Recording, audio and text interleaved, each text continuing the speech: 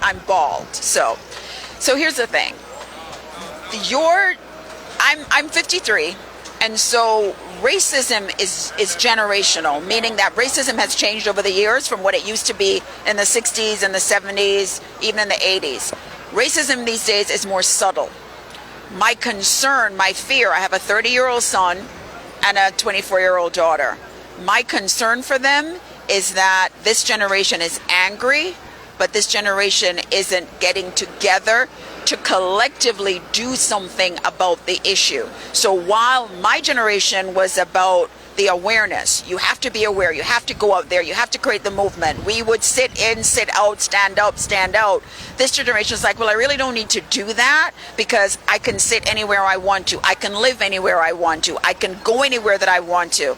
This is the thing. The mentality of the individuals who practice racism has not changed. The only thing that's changed is the way in which they express it. Racism is something that is taught. You are taught, don't like that person because they're black. If you look at 2 little children, 3, 4, 5 children playing in a park, they want to play because they're all little kids. They get older and they're told, no, you can't do this. Timmy can't play with Jaquanda. It just doesn't happen. Chica, get out of the road. This is New York.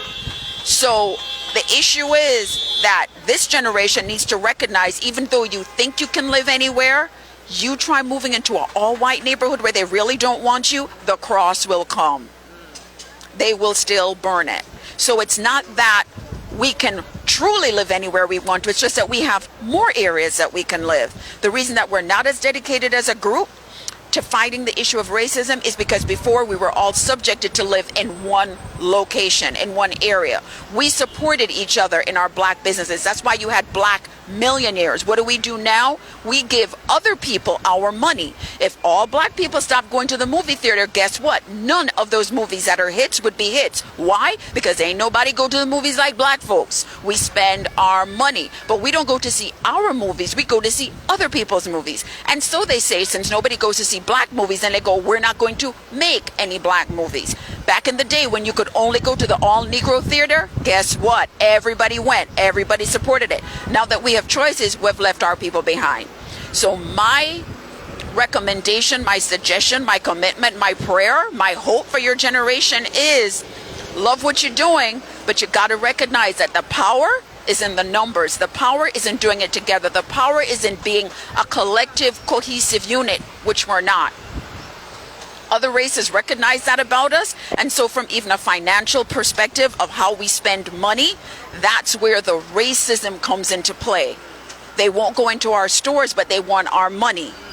They won't come into our neighborhoods, but they want us to spend money in their neighborhoods. They won't come into a black car dealership, but who are the ones who drive some of the very, very expensive cars? So it's not that we don't have the money. We just need to be educated about how we spend it because we have more power than we realize. We just don't know how to utilize and wield that power. If black people, nobody else but black people, decided that they were going to stop for one day, a 24-hour period, to stop spending, they would be amazed at the impact they would have. But no matter how much black people get together and say they're going to do that, there's always somebody somewhere who is like, I'm going to go to that gas station anyway. I'm going to go to that place anyway. And that's why it doesn't change and it doesn't end. But make no mistake, racism in America is alive and well. It has not died. It has not changed. This experience that my daughter had 3 weeks ago in Stone Mountain shows me that there's a whole other generation of people out there proposing racism, supporting it. They truly believe in it. The next time you're in a mall and a white person bounces into you, see if they say sorry. They don't even see you. They don't know you're there. So it's not that they're being rude. Honestly, they don't see you. It's called being invisible. I'm not American. This has been an amazing experience for me coming to this country as an adult, having children in a society that I don't know anything about, coming from a country where everybody is black and we don't refer to people by color. You have to learn how to adapt to this environment. My request of your generation is explore outside the boundaries of America, because what it is that you're trying to do, it may not necessarily survive here, but there are other places where you can truly live, be powerful, be wonderful, be free. But having to do that in America is going to take far more time, far more commitment, far more collective, cohesive movement than this place has ever seen. And there aren't enough people who are aware of that to be able to do it together.